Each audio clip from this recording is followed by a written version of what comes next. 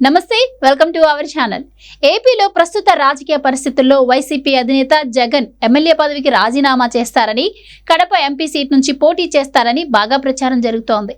అసెంబ్లీలో అధికార పక్షాన్ని ఎదుర్కోవడం చేతకాక ఇలా ఢిల్లీకి వెళ్లి రాజకీయాలు చేయాలని జగన్ ఆలోచిస్తున్నట్లుగా చెబుతున్నారు. ఇదే జరిగితే వైసీపీలో మరింత పెద్ద బీటలు వాడడం ఖాయమని విశ్లేషకులు భావిస్తున్నారు.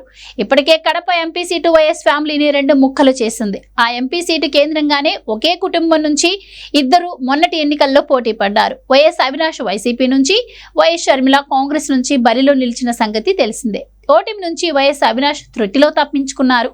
ఇప్పటికే వైసీపీలో అంతరాలు బలపడగా మళ్ళీ అదే కడప ఎంపీ సీటు కారణంగా పార్టీ మూడు ముక్కలవుతుందని అంటున్నారు. కడప ఎంపీ అభ్యర్థిగా పోటీకి జగన్ సిద్ధపడితే ఆ పదవిలో ప్రస్తుతం కొనసాగుతున్న వైఎస్ అవినాష్ రెడ్డి రాజీనామా చేయడానికి ఒప్పుకుంటారా అనే అనుమానాలు కూడా వ్యక్తమవుతున్నాయి. అసలే వైఎస్ వివేక కేసు కత్తి అవినాష్ రెడ్డి గొంతు మీద వేలాడుతూ ఉంది. ఇప్పుడున్న పరిస్థితుల్లో కడప ఎంపీ సీటు తనకు రక్షణ కవచమని అవినాష్ రెడ్డి బలంగా నమ్ముతున్నారు. జగన్ కూడా ఇదే అభిప్రాయంతో ఉన్నారని అంటున్నారు. అటు జగన్ కు ముఖ్యమంత్రి పీఠం దక్కకపోవడంతో అక్రమాస్తుల కేసులు జగన్ ను తీవ్రంగా భయపెట్టిస్తున్నాయి.